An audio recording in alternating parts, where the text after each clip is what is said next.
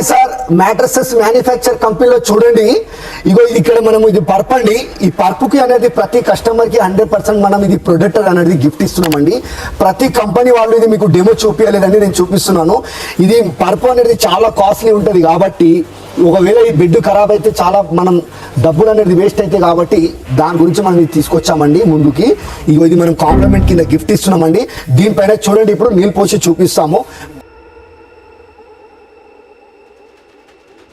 పొద్దున లేచి షాంపూ ఎట్లా చల్లుతారండి అట్లా చేశానండి మొత్తము ప్రొడక్టర్ని.